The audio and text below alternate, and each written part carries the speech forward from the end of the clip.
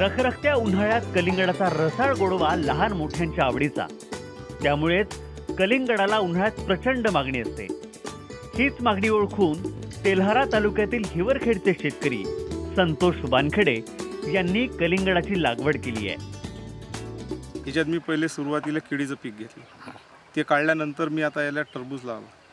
त्याच्या अगोदर सर्वात पहिले शेती तयार करायच्या वेळेस याच्यात ज्यावेळेस बेड ओढतो आपण त्यावेळेस निंबोळी पेंट आणि सुपर फॉस्फेट, युरिया, पोटॅश याचा मिश्रण करून डोस दिलेला आहे। एकरी एक बॅग, 3 एकरात 3 बॅग, 3 त्रिक 9 बॅग पडले। याच्यात अशी अपेक्षा आहे की याच्यामध्ये एकरी 3 लाख रुपयाचं उत्पन्न व्हायला पाहिजे।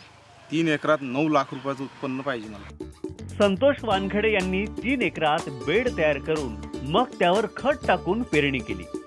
विशेष म्हणजे या पिकाला सुरुवातीचे काही दिवस दररोज 1 ते 1.5 तास पाणी द्यावं लागतं।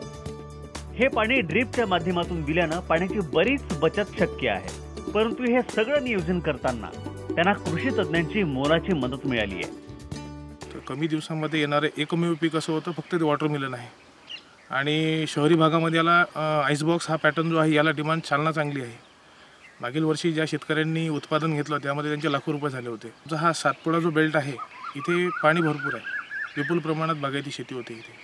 पण शेतकऱ्याला काहीतरी नवीन पीक घेणे आणि आधुनिक तंत्राचा वापर करून त्यांना मार्गदर्शन करणे, या हिशोबाने मी यांना हे पीक निवडायला सांगितलं। केवळ शेती करायची म्हणून करण्यात काहीच अर्थ नाहीये। चौकस बुद्धी आणि व्यवहार चातुर्याची जर त्यात भर घातली आणि हंगाम ओळखून पीक निवड केली तर हे गणित निश्चित फायद्याचं ठरतं। गजानन गवई, जय महाराष्ट्र, अकोला।